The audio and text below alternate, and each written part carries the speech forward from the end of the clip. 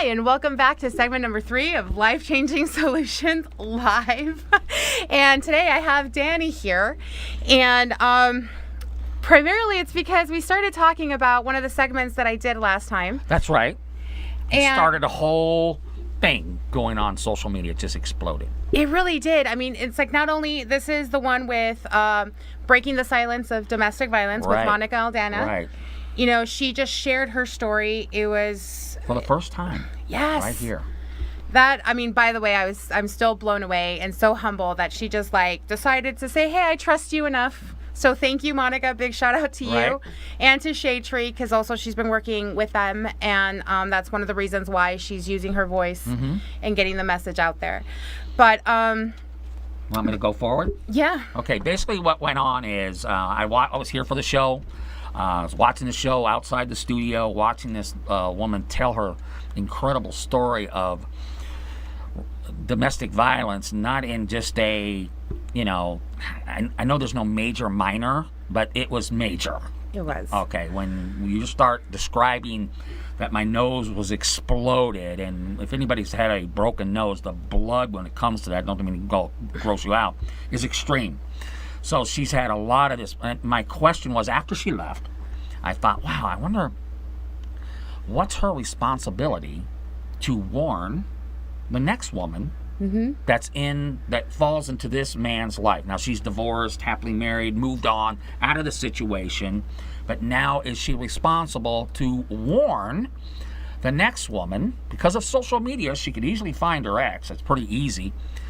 She sees that he's dating someone else who has no clue that, oh my God, if he drinks a little whiskey, he's going to put his fist halfway through her face. Does she have a responsibility to warn her? That question has been put out there to hundreds and hundreds of women, and it is just amazing the different answers that we got. Yeah, and it's like when you asked me, I am still even, because the first thing I was like, no. Because if I'm put in that situation, and this guy was like super dangerous, and do I even want to deal with him? Do I want to expose myself and put myself Again. right in danger? And really, because what if he gets pissed off at me for Well. ruining with this chick, Yeah? and then he comes after me? Well, here's what we found out.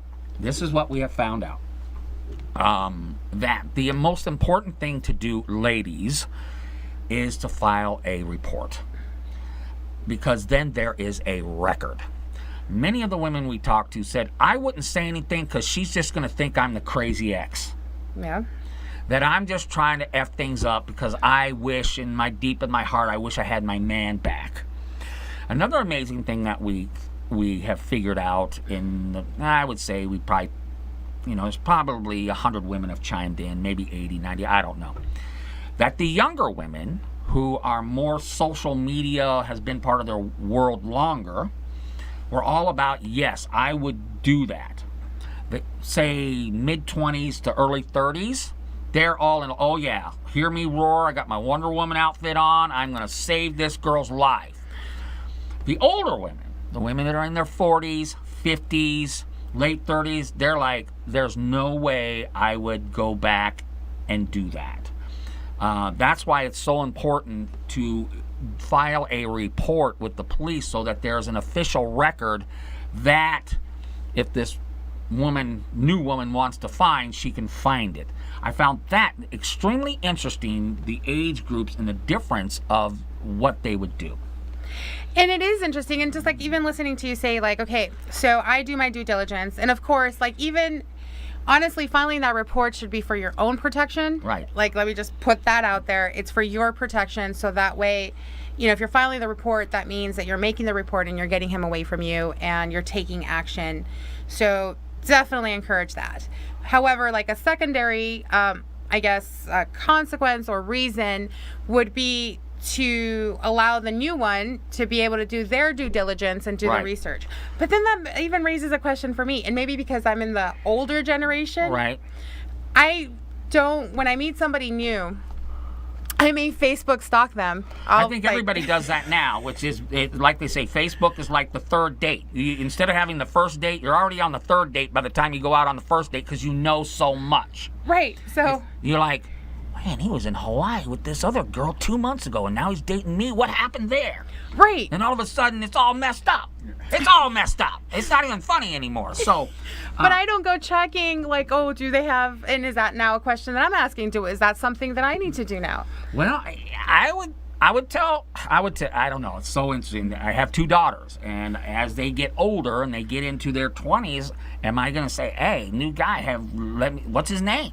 Oh, let me get on this. I think it's a reality now that we have to do this because social media has changed the game. Back in the day, you broke up with your old lady. Oops, sorry, 70s term. Don't stop the emails. You didn't see her anymore. If you didn't have children together, you split the electricity bill, and then you were gone. But now you can find them any time of day. And I'm so sorry, but like something else that came to mind is like you're talking about like the generational like gap, but like the difference in response. I think also for the older, and it makes sense that they would just say no, because that is how. And again, I'm putting myself in that category. It's like we didn't grow up with, social media and the ability to find out your entire history. So we still keep things private, whereas the younger generations, it's the norm. It is the norm. They can stalk you and find everything out, and even they can go into public records and look for these kinds of things. Well, what's kind of interesting to me, and because I listen to all these answers, and I always worry about the slippery slope. I always worry about, okay, you went on social media, you outed this guy as being abusive, and in the moment that might have been the thing to do. However, someone, especially as a lady, you may not punch men in the face, but you may do something that, maybe in a society might be looked at bad at. Like maybe you stepped out and had a little fling going somewhere for a couple weeks and someone found out about it. Now they outed you. It's a slippery slope to where for the moment you feel like you're a Wonder Woman, you did the right thing, but now someone has outed you on something maybe you're not so proud of. And another thing to look at, and something that came up for me as well, and this is like a big thing too, but what if that person was abusive in the time that they were with you? I don't mean to interrupt you, but that's another point. Some women had said, I've watched the new relationship on social media, and it seems like they're all happy. Everything seems to be okay. So, was it me? Was I the trigger that caused this guy to be abusive? I will tell you for a fact, you might have been the trigger at that instant, but that don't mean the trigger doesn't exist in other instances. For men who have anger management problem, the trigger is always there. You just happen to be the one that set off the trigger that time. So no, it's not you. You just may have got the trigger pulled by something you said or did, but the problem lies with the individual who has the anger management problem, not you. Or it also could have been where, because of you, they now got the help that they needed, Right. or they realized that, it wasn't okay what happened. So now, with the next one, they're turning a new leaf. Right. And so at no point should you blame yourself for being responsible for whatever actions, the abuser did. Well, I know we only got a minute and 20 minutes, and thank you for letting me come on, but I talking to men, I will tell you, the ones who have snapped and have the trigger go off, a lot of them say, she just wouldn't shut up.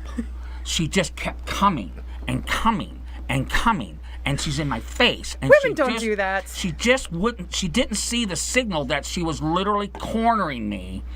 And some men can deal with that. The trigger is way low, but some men who the trigger's near the surface can't handle that. And they always say, for the most part, she just wouldn't let up. And it got to the point where it was triggered. Now, I'm not an expert. I don't know if it's right, wrong, and don't stop the emails, please. But that's what a lot of men say. And I believe it, and I think it goes both ways. And so ultimately, communication with your partner and knowing each other's triggers, knowing how to say time out, Going to Shade Tree to get resources and information if you feel that you're Right. kind of in that type of relationship, because not every relationship is doomed. Not everybody who has an anger management is going to abuse you. Not every woman is going to nag you to death. Although I am one of those. But just really, get the information, do what Get you the help. can. Yeah. Okay. All right. So that's that. Thank you so much, Danny. No problem. I always love it. Thank you. Bye.